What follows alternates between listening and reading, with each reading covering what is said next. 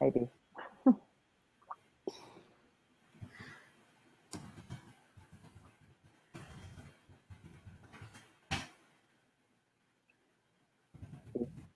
I have the Aretha Franklin song in my mind.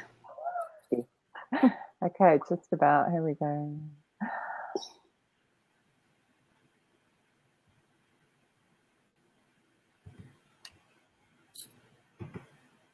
Hello and welcome to the Social Recruiting Show. I'm Katrina Collier. I'm a social recruiting trainer and keynote speaker. I'm of course, I can't speak, joined by my gorgeous co-host, Audra Knight, who is an employer branding genius, nerd, geek, whatever she calls herself this week, bass player, and all-round groovy person with purple hair. Today is our 50th show. Yay! We're slightly excited. Just slightly. Yeah, we're doing jazz hands.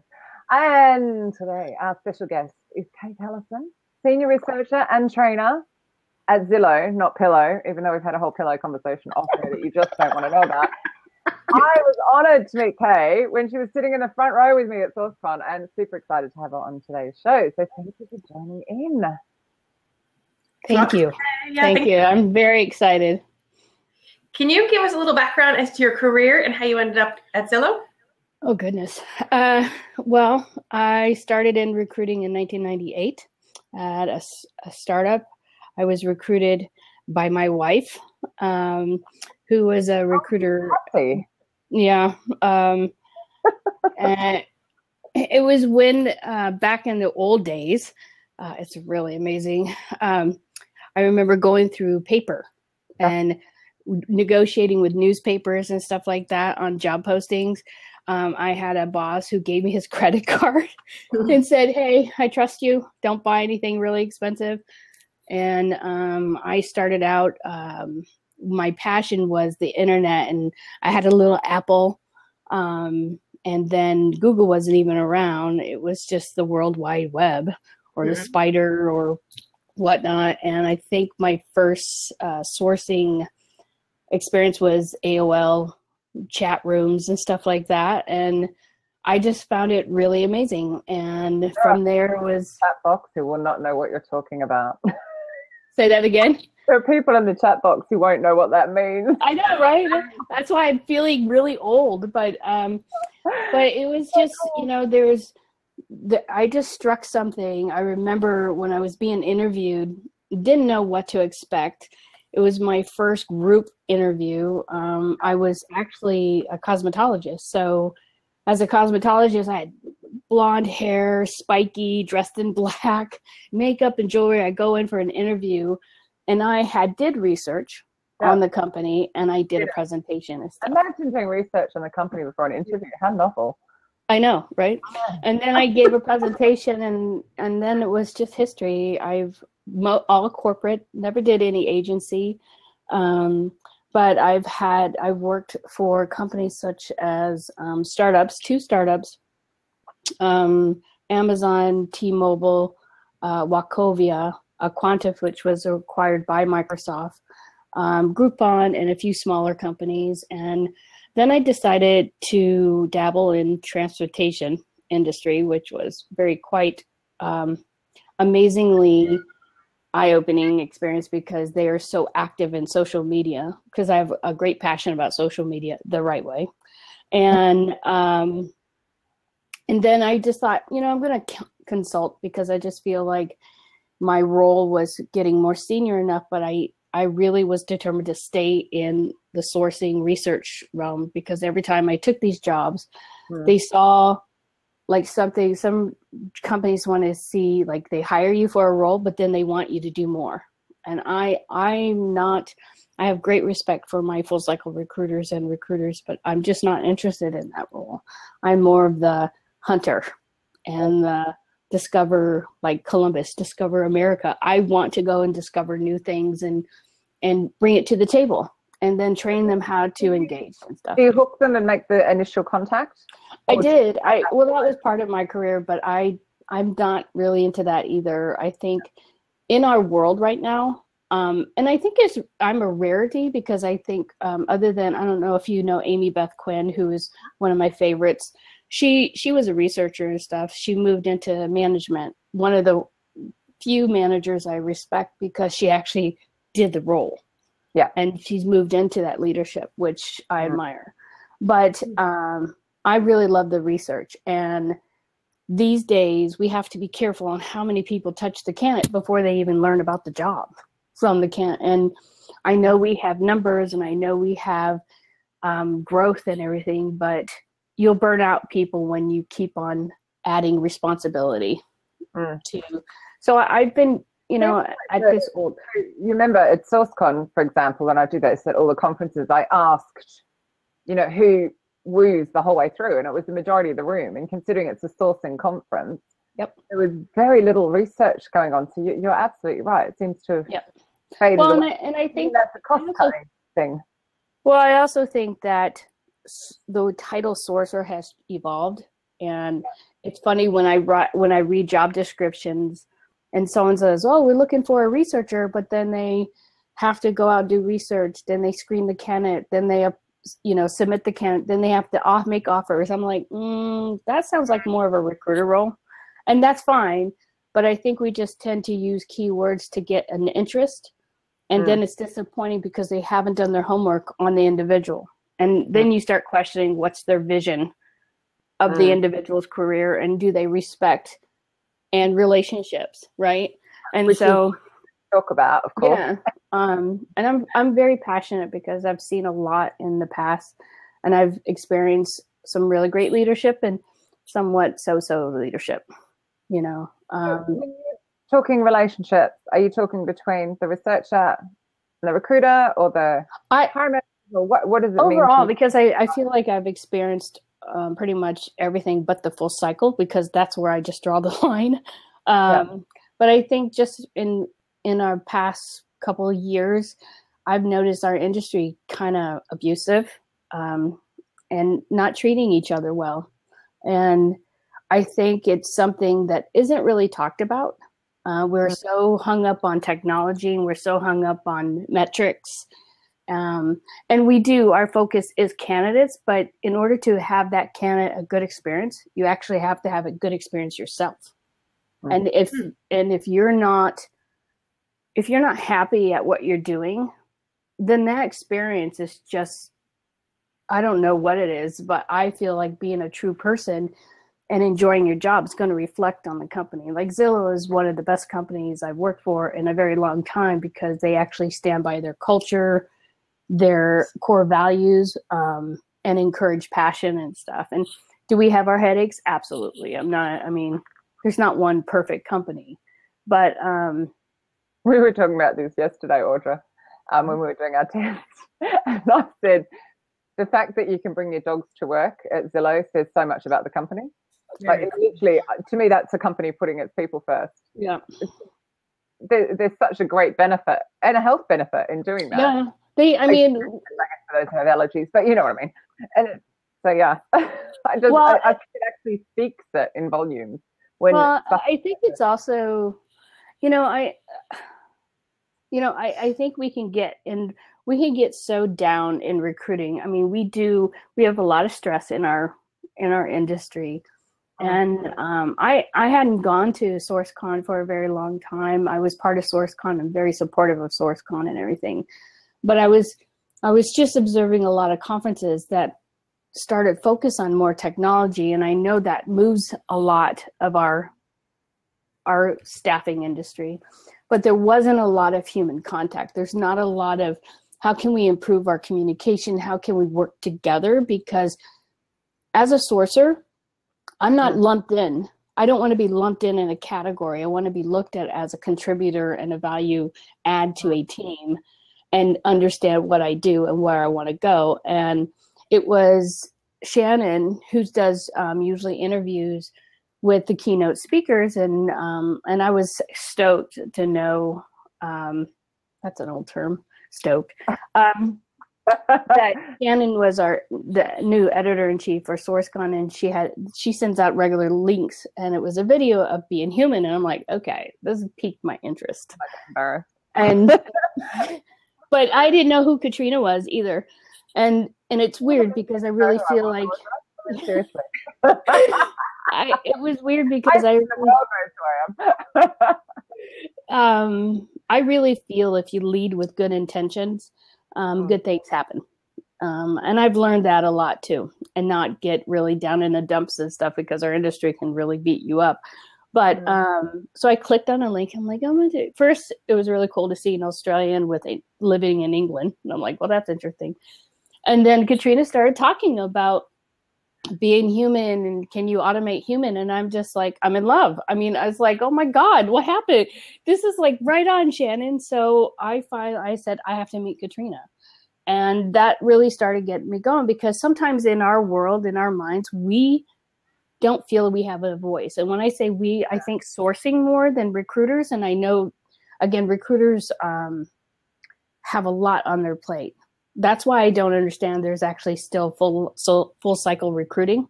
And that's where I kind of push on leaders who try to identify people and just want to group everybody into one category. And that's, our industry has established itself that we don't really need that anymore. What we really need to do is look at our roles and say, and how to grow an individual other than what that leader used to be. You know what I mean? I think we tend to hire leaders, and leaders tend to hire either their friends or hire people like them, and they don't challenge themselves as leaders, you know?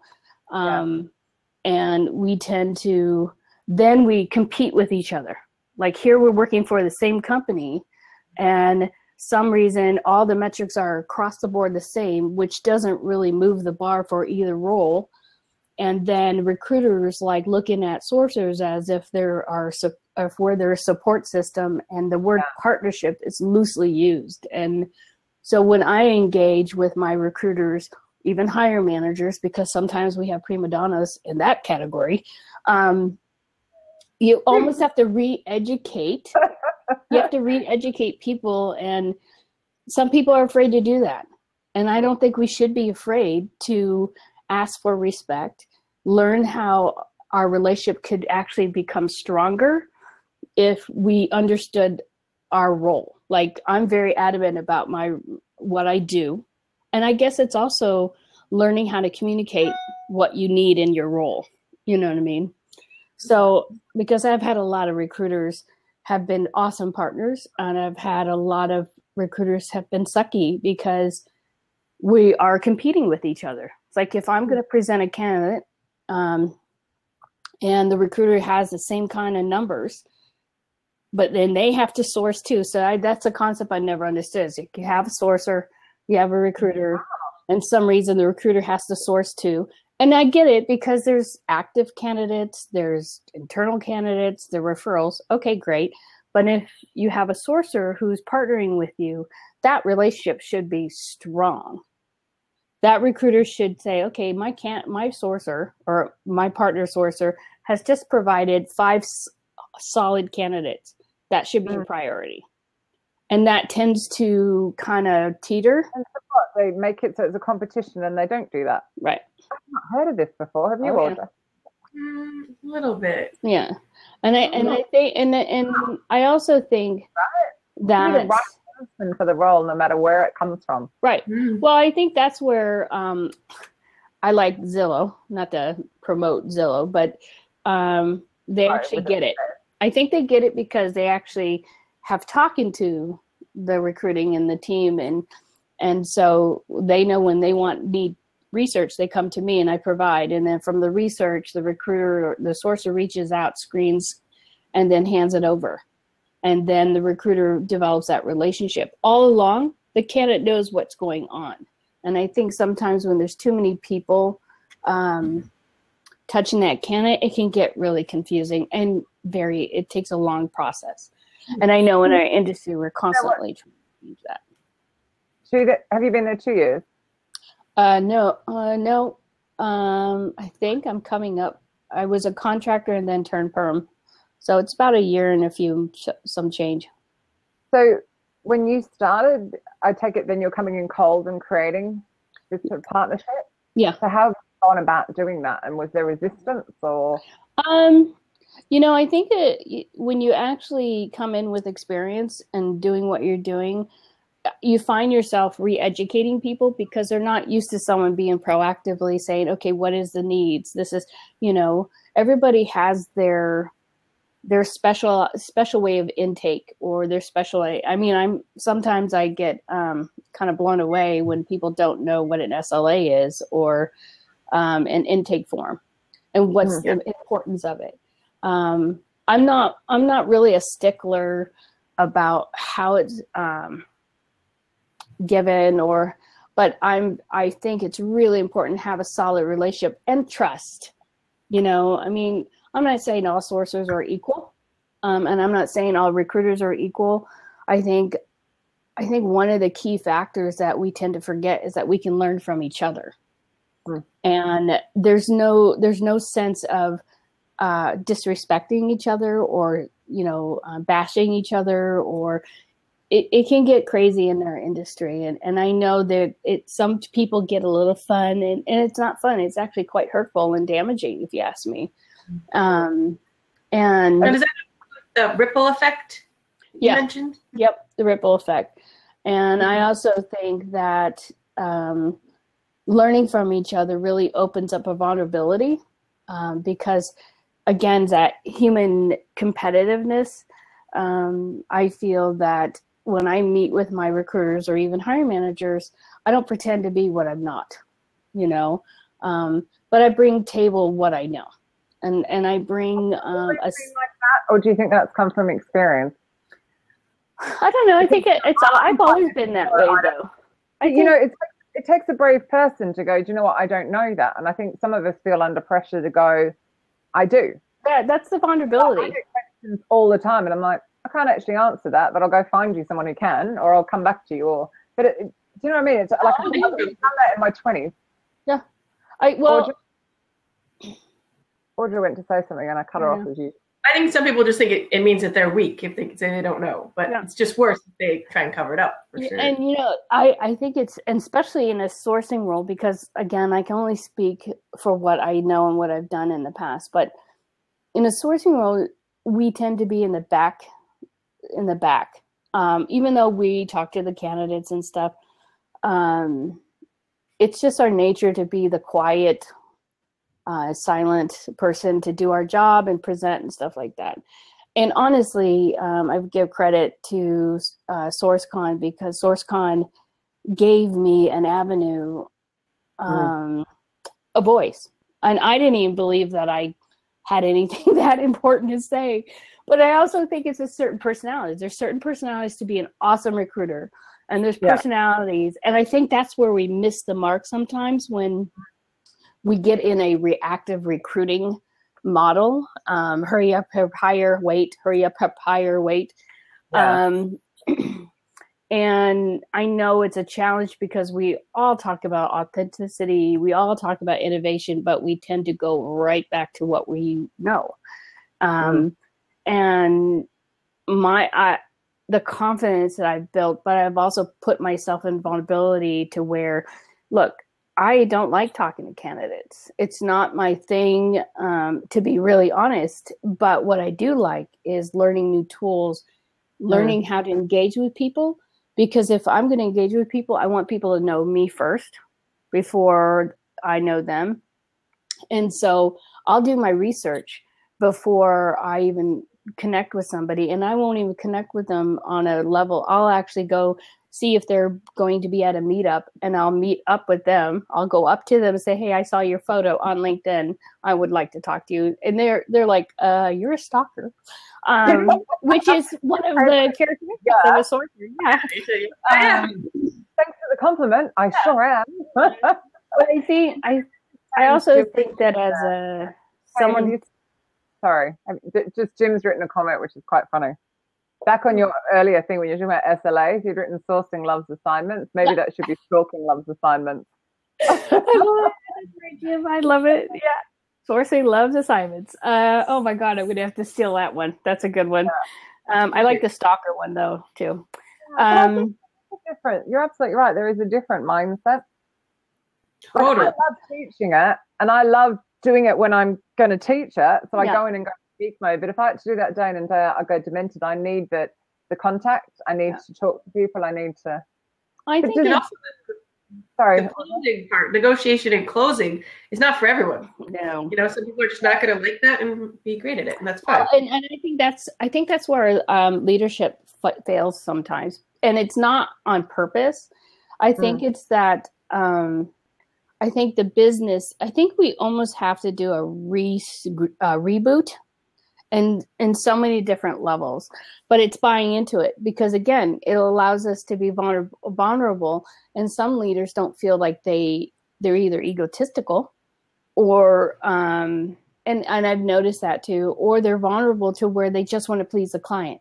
And the word client needs to be removed because, to me, unless you're in your own business, unless you're an agency and you build a business around that. So maybe I'll recorrect that. But in the corporate world, when you have internal recruiting, we're all partnering. We're all there for a purpose, to make the company successful.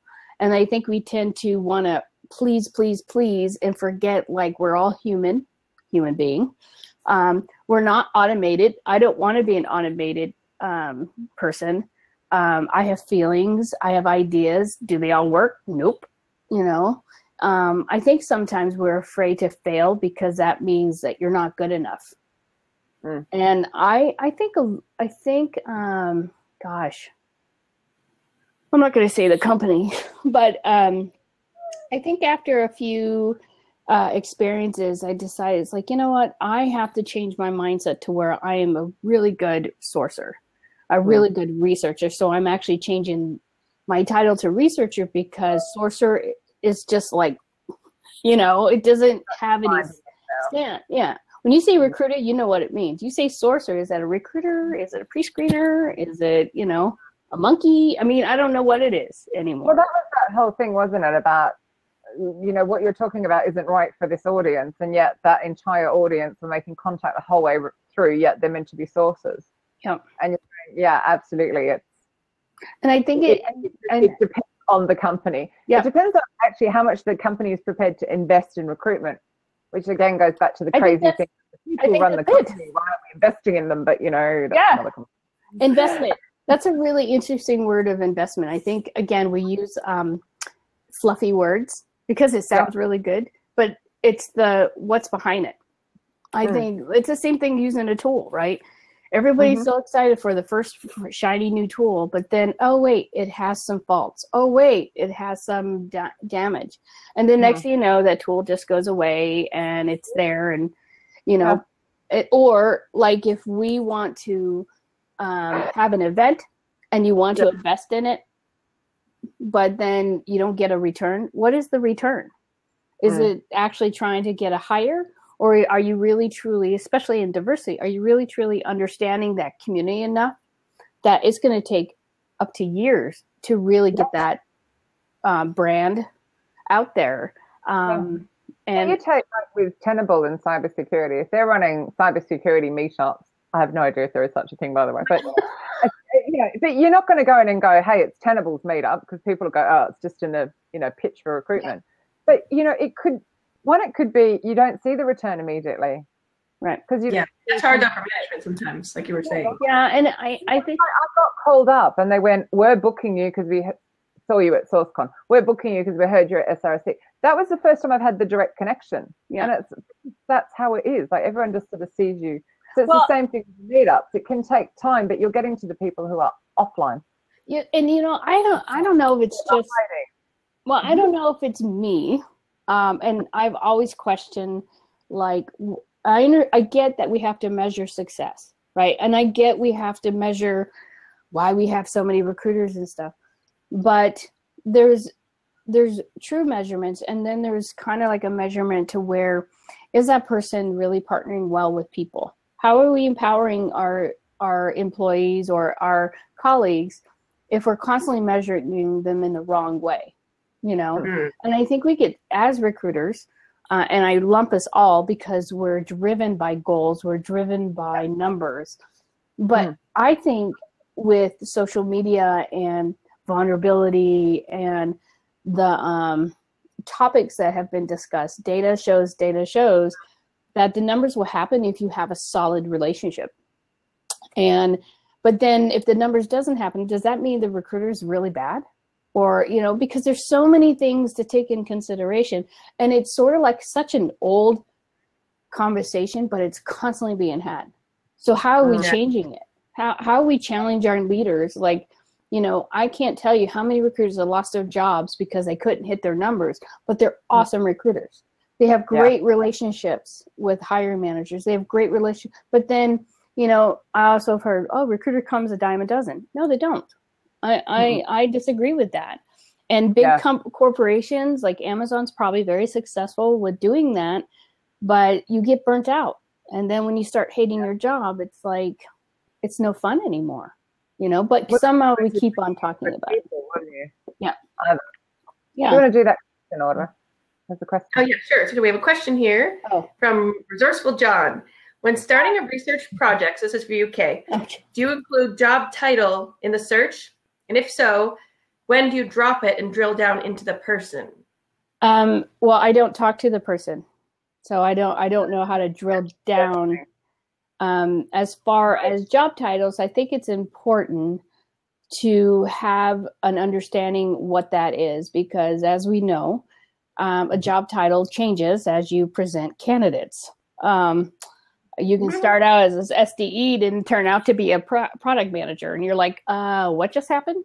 But I do, because as you know, most people have titles on their resumes, have their bios, their about me. But I think when you ask about drill down, I look at their career path. I see how their activity within their community, and I don't own a LinkedIn recruiter account. I don't really do LinkedIn. It's valuable to some degree with research and competitors and stuff, but I try to go out and identify, and more people are using the social platforms, and I'm discovering new communities when I do that. And sometimes it's reading articles about a person who's talking about their work, you know. And again, my job is to go out and find, you know, C-level people and whatnot. But I do find articles, and I show my recruiters why I shared that article, and I walk them through the process.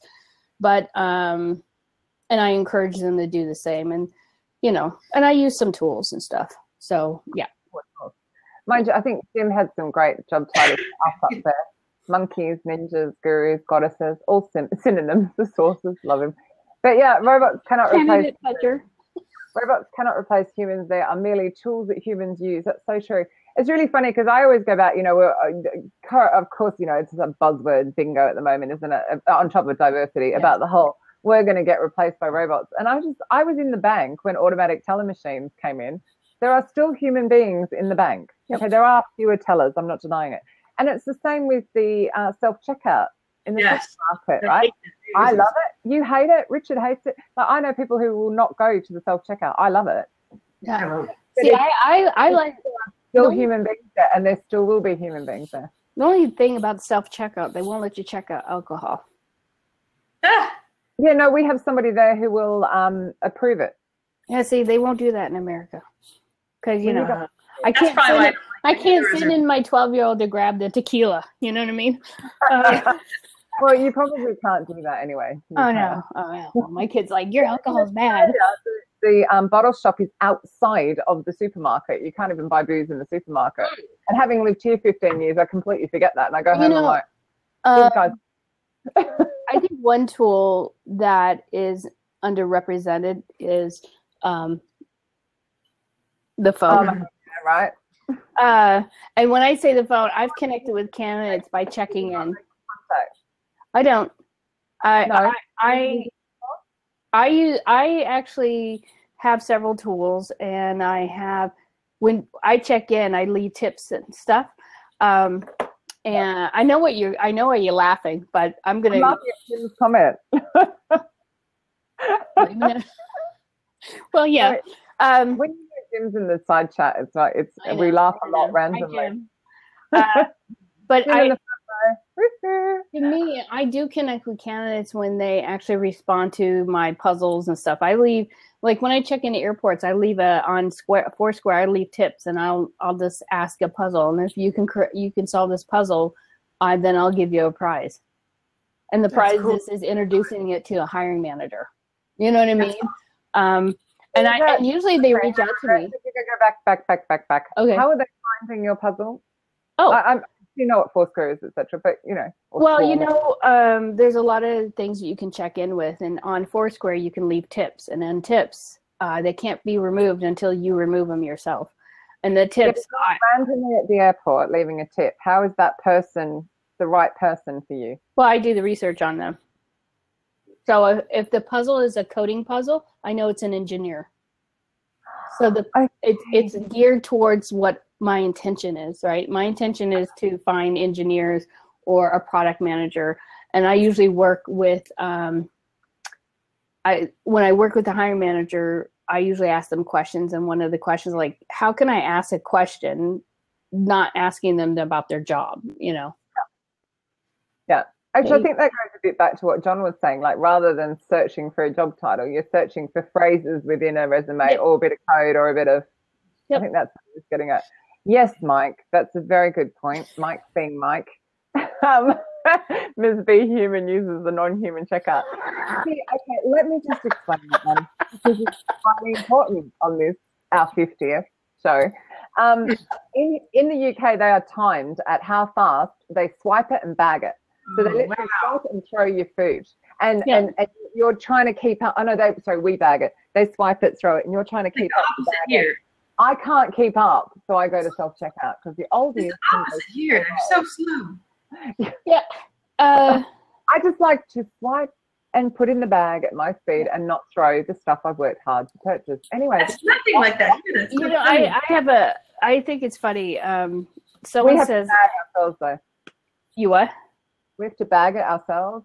Yeah. I forgot about that. They literally throw it.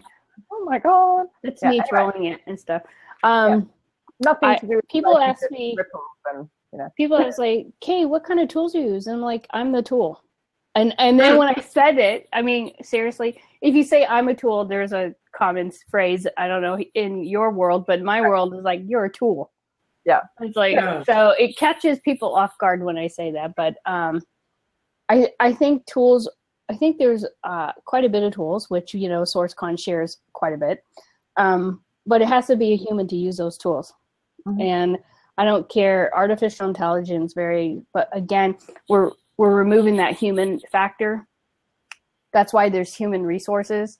So, when I heard Katrina talk about being human and everything, it's like, oh my God, finally someone's getting it. And when it's an honor, first of all, to be on this show, and I really appreciate it. And I was very excited to know that I could have talked about anything. And I said, I don't want to talk about tips and tricks, and I don't want to talk about like sourcing stuff. I want to talk about being human and allowing us to accept what we cannot achieve without, sometimes we have to fail to achieve. And I don't hear a lot about that in conferences. I really don't. And so when Katrina brought it up of being human and automating and stuff, and she showed this emoji thing, which was thank you, awesome. Jim. That was cool, Jim, by the way. I was just like, I wanted to learn how to do that just for, but I couldn't bring myself to it. It was like, okay, I can't do this. But it's true. I mean, we're all shorthanded. I mean, doing shorthand and emojis and stuff like that. And I look around with my kids, and they're all driven by electronics. And so I think being like relationships and respect should be the number one. And really understand, if you're going to reach out to me for opportunity, please understand what I want to do. But then identify the passion and build on the passion, because like, what better way to be successful by having someone do their job and loving it at the same time, knowing that we all know there's metrics, but I truly believe when you have a strong team, and from leadership to the employees, then your numbers will show. And when you think about why the emojis came about, because of course I could send Audra a message and you wouldn't know if I was being sarcastic or funny or grumpy, and there was so much miscommunication. So we ended up creating the emojis for that. Then the emojis became bloody shorthand that I can't read. But it actually came about because the technology was actually showing how inhumane we were being. Yeah. I hadn't thought that through before, so thanks for that, Kay. That's You're welcome. Yeah, like sticky out tongue that Vanessa's just said. Yeah. Well, before emojis, we had LOL. So we still were trying to find a way to express it, but it just made it easier. Yeah. But my favorite thing now to do on Messenger is to get rid of the thumb up and change it to like a fist pump or a dog or something. So people stop being lazy and going every 3 seconds. Messenger, I'm just such a geek. Well, and I feel like it's been a journey for me because for a long time I didn't think I had a voice, and then SourceCon gave me a voice, and now you can't shut me up. But I also feel that if you're not challenging the system, we'll never improve who we are. And I'm not saying you have to accept everything, and I'm not saying you have to go along with everything. I think it's up to you how you want to challenge it. I think you can still be respectful with one another. I don't think if you're a phone sourcer, you don't have to cut me down. You don't have to insult me. And, we all have something to provide. We all have value. And I think our industry is hard enough that without putting each other down. And then I also reflects on the leadership that you're drawn to. If you're drawn to people who like micromanage and want you to do numbers, then, more power to you. I would end up like probably in prison or something because I don't want to be treated like an automated person. I want to be treated with respect. Is there things that I do that I have to do that's uncomfortable? Yeah, but I think that's a personal growth. You can do it, or you can have control on what you want to do. But if you do that, bring to the table the knowledge that you bring. And sometimes I think we sell ourselves short, and we're not coming to full tilt of who we are. I mean, I know it sounds really spiritual, but I'm a very spiritual person. So sounding decidedly like a millennial. Apparently that's what they all want. What everything you've just said you want. Yeah. Self-respect, a bit of choice over career, a bit of could you manage me the way that's best for me so that you bring out the best in me, all that kind of stuff. Right. Well, it also makes you wonder, like, I've had some really great leaders, and I have some really great mentors. But it also makes you wonder who's helping them.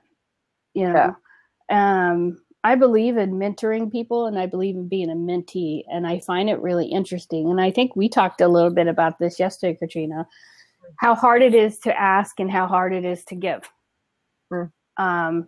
And for me, I find, and I was raised on, what's that saying? Do unto others as you want to do unto yourself, or something like that. I'm not really good at quotes, but you know what I mean.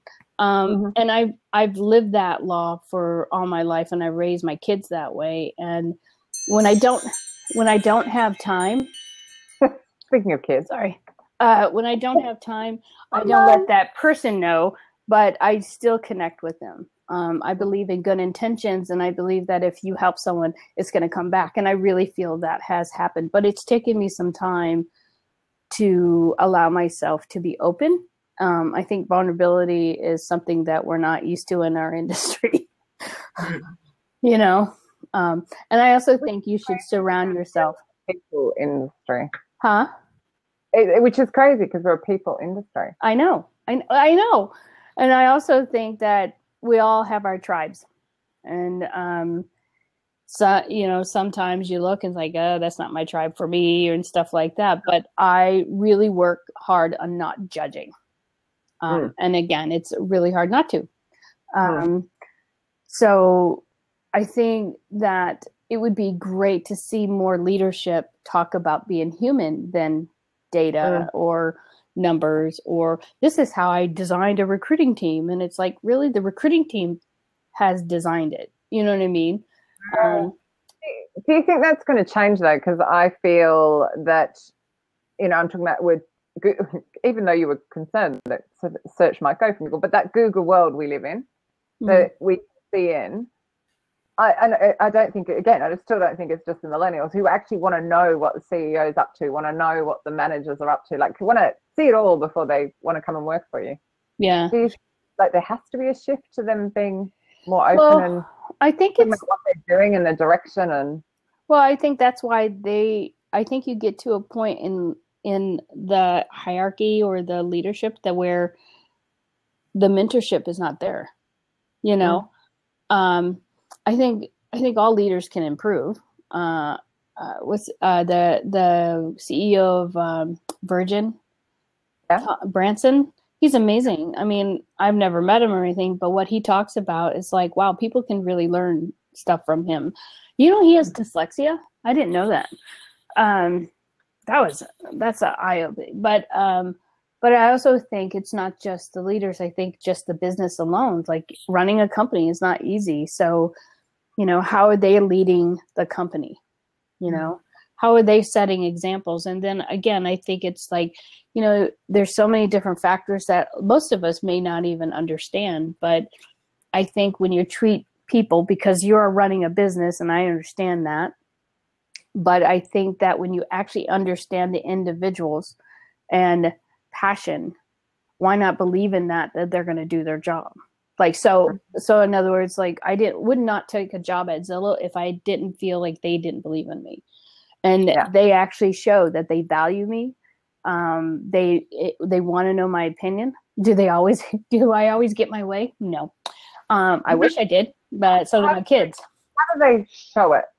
Obviously it's verbiage, but by actually implementing the change, by actually saying, let's try it. You know, one of the things I love about Zillow is that you have area, you have space to try and then space to fail. But it's when you fail is what do you do next? You just accept failure and say, oh, just push it under the rug? Or do you take it and learn from it and say, okay, so this is what I learned from this. This is how we can improve it. Or my bad, it didn't work.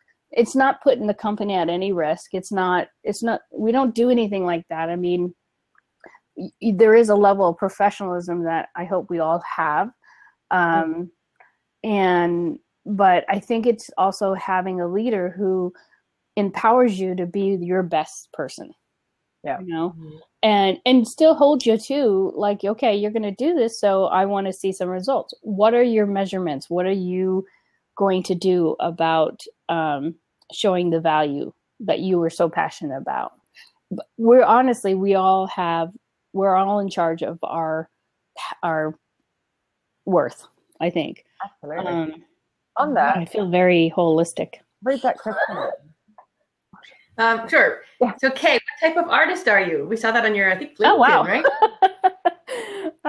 Goes with it, right? Because that's who you are. I like, who's this? Resourceful John. I love him. I like John. Thank you, John. Well, first of all, I appreciate that. If I could, I'd live like an artist. Sounds kind of cool. Tell us. Artist. What kind of artist are you? Ooh, it's a hard one. It's kind of hard because I paint in watercolors and I paint in oils. If it's an oil, it's more figurative. I call it identifiable abstract, where it's abstract. I think my strength is color. All my paintings, if you look, you can't identify a certain style, but I think color is my focus. Because I feel like I can paint something really brooding and color brings a certain level of emotion. I've been painting since I was yay high. Professionally, I've been painting for 30 years in galleries and stuff like that. I also do watercolors, and watercolors are either celebrity portraits or Japanese abstract landscapes. Floral and stuff like that. So you're one with the dog sitting next to. Oh yeah, and it's I have a house to steal that at some point. I have a puppy. Not really a puppy. He's a German Shepherd Golden Retriever mix, and he's really. We went camping for the first time, and so he's really brought some level of happiness. So I try to reflect that in my paintings. Vanessa's written a very good point here, which is just gorgeous. I believe all successful people have a good outlet. Yeah, I love wildlife photography. I color in and I do scrapbooking and all sorts of geeky stuff like that, and I love it. And funny, I was meeting my manager last night for drinks because we're here in San Francisco for some meetings. And I said, sourcing, I'm not sure about recruiting, but actually I do. So recruiting, any kind of recruiting, sourcing and stuff, I find that when you leave recruiting, you still find yourself in serving people. Like I have a lot of friends who went from recruiting into esthetician or massage therapy, something that helps people. Yeah. But then they come back because the money's so much better. But it's the same thing with sourcing. I mean, I love Vanessa's comment, sorry. Oh, that's okay. Oh, that's yes, cute. In the UK. I'll get out of town. I share Fox photos. We have birds. We just don't have those scary things you have down there in Africa. I think the creativity, I think that's why I've stayed with the sourcing aspects of it, because of the creativity. Yeah. And I think I've met some really incredible recruiters, a lot more than none, that love their creativity is their words, the way they speak to people. You have to be creative when you're making offers sometimes, and you have to be creative on when you're dealing with a prima donna hiring manager, which are many. I was having fun this morning with a client, like showing her all the ways to get just from the boring GitHub and dig and find it and pull that into a conversation with them. And she's just going like, that's so cool. And no, we're not talking about my nail polish, Mike. What is he going on about? Speaking of being a creeper. Anyway, sorry, there's some random comments going on down the side. I can share my website can I put my website up there? Yeah, absolutely. Yeah. If you know the link. I don't know, can I actually, I have to write something nice. I was too scared to go off and get it and bring it back and put it in.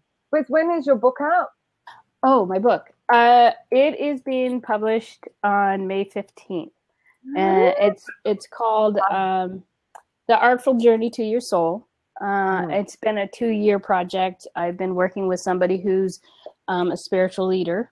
And basically, it's a book that is active meditation.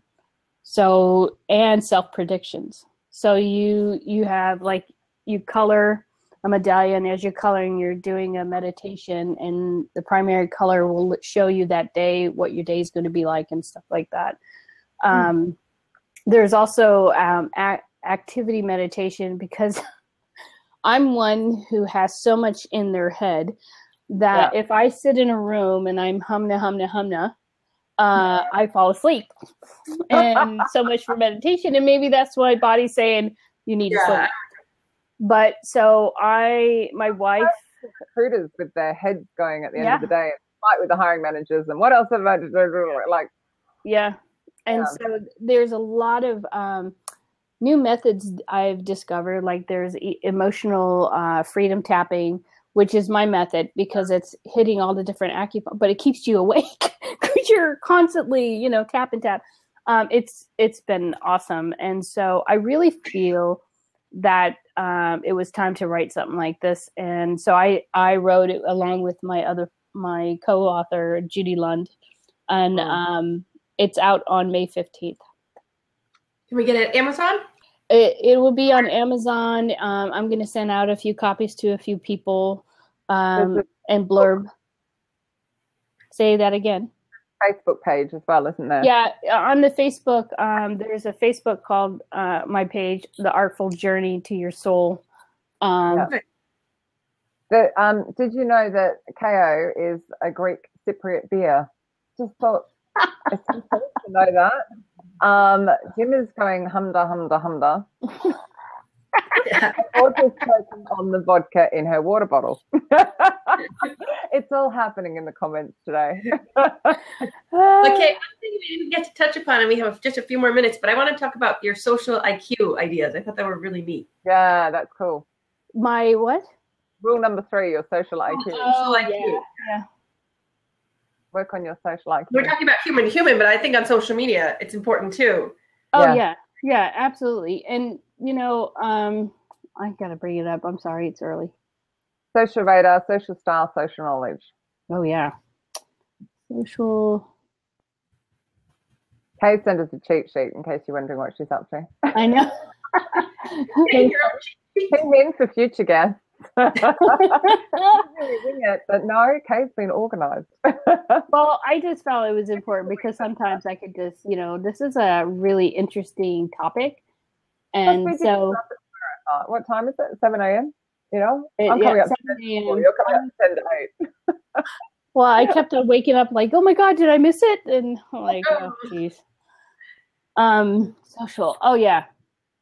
Well, I think that the style, energy you present, again, I think a lot of topics are about social media, but I think people don't get it by just posting or God forbid if you post a job.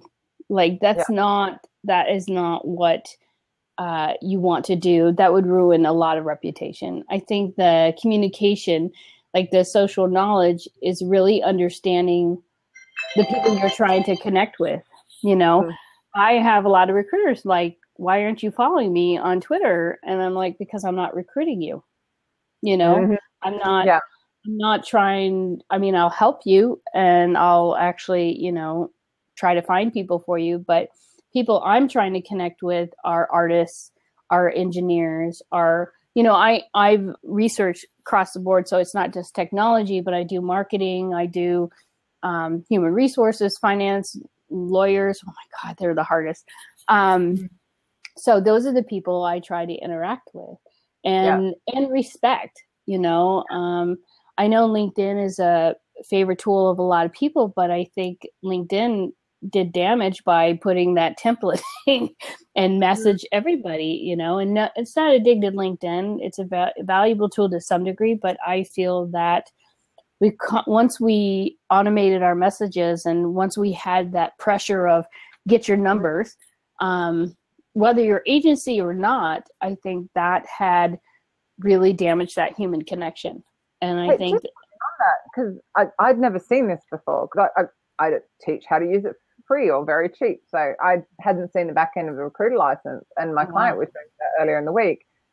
And she can't reject people. So she can't, unless she's wastes an email on them, she can't reply and go, oh, look, I'm really sorry you're not right for this one, but can we keep you in mind, blah, blah, blah, like use your crap different day. And she's just going, there's no way to do it here. Yeah. They have said to her, well, you don't need to reject people. People don't expect to be rejected. And I'm just like, what? Like, what? See, I mean, that's one client, so I have no idea if that's the case. I'd love it if anyone else has a recruiter license to let me know. But I was gobsmacked. I was just, what are they doing? They're just adding to the spam and the noise and that. Well, and it's interesting because I don't think the numbers really say it.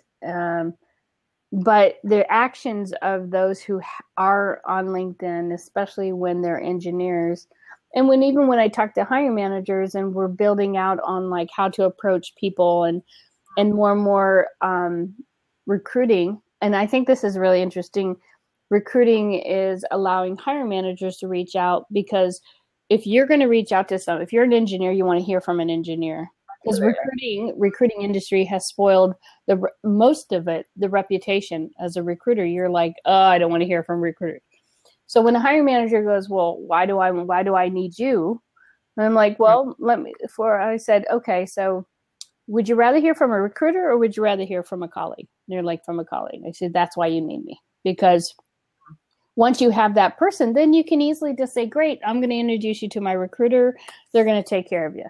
I'm doing my job as a researcher. I'm providing the profiles. You and I as a team, because again, we work for the same company, maybe different roles, but we work for the same company. We're trying to be strategic. And I think the word strategic is always thrown out there. And I also think that a hiring manager should not be protected of what we go through. They actually should be seeing what we go through. And they actually gain a little bit more respect for us. Yeah. When they participate and stuff. And it's also ownership. I think one of the downfalls most companies that I've experienced is like, they don't hold the business responsible for not hiring people. Like if you have a great slate of candidates and the hiring manager is like, yeah, can I see some more? I know it's our job to say, what are you talking about? You know, but if they won't listen to you, and then right. And so many recruiters would just go get more. So it's refreshing. Like, it's refreshing to me to work for a company like Zillow, to where I can go to the CTO, or I can go to an engineer and saying, hey, I'm trying to get a hold of this candidate. Would you send an email? And they're like, sure. You know, I mean, I would send, you know, whatever. Even if they're busy, they'll take the time out, because again, and that could, now, to be fair, it could be because we're still small and we're growing and stuff like that. But I think if we just took a step back and breathe, and really understand the talent that we're looking, and realistically how hard it is, then I don't know. I have this really crazy notion that our industry would change, and actually we can become actually the true people who we are, like the SMEs, you know, subject matter experts. But if we're just a number, no thanks. You know, I don't want to do that.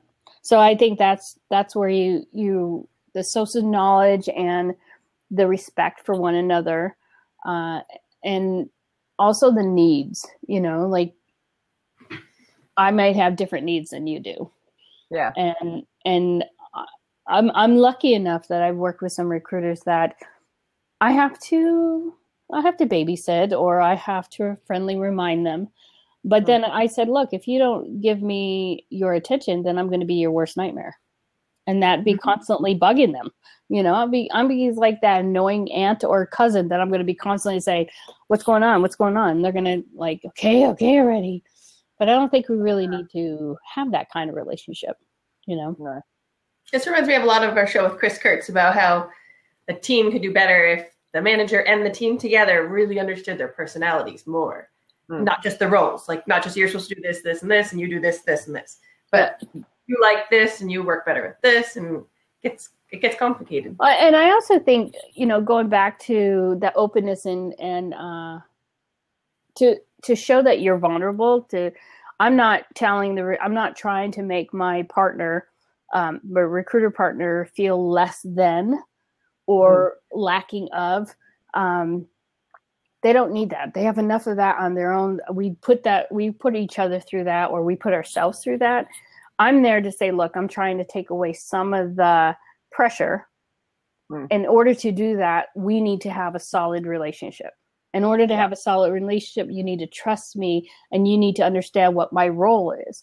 I'm not just like your assistant. And I don't think the intention is that. But I think we tend to fall into place like, oh, well, you're sorcerer, so you're a junior recruiter. That's a no. and that's when you have to bring down the smackdown of education. I haven't had that because the first thing I say is, well, have you looked me up on LinkedIn? What do you know about me? When I first meet with a recruiter, it's like, what do you know about me? Well, I know you used to talk at SourceCon. I'm like, wow, okay. Is that, you know, that's it? Yeah. And that means time, not junior. Right. We have 1 minute. I'm so sorry. Oh my God, I could talk to you guys forever. That's not fair. 1 minute. There's some real love stuff going on in the comments on the side here, which is just gorgeous. I can't wait to get over to Facebook and see what's happened over there as well. Jim agreeing with you, sources are not junior recruiters. Absolutely. That really gets my goat, man. Yeah, I do love the fact he did just write, I will not be ignored, in brackets, movie quote from Fatal Attraction. So God help your recruiters. And yeah, there's also a love up going on over there. So I think you'll find lots of LinkedIn connections going on, which is all weird because I think you should all be connected on Facebook. But anyway, that's another conversation. So I'm so sorry that we ran out of time, Kay, but thank you so much for being on our 50th show. You're welcome. Thank you so much for this opportunity. It was a great conversation. We have Hannah Morgan finally next week. We tried previously. We had a tech fail. Before that, I don't know what happened. This is like the third attempt. We have her next Friday. And she's talking recruiter, personal branding, and all sorts of stuff. Ooh, that's going to be a good one. Yeah, I'm excited about that. Yeah, it's about time. She's looking at it from the other angle because she does so much work with job seekers. So I'm really excited to hear about that. That's great. You need to get the staffers on as well. They're so chit-chatty down the side there. Right. Cool. Right. I'm stopping the podcast. Bye, guys. All right, bye. Thank you. Nice to meet you.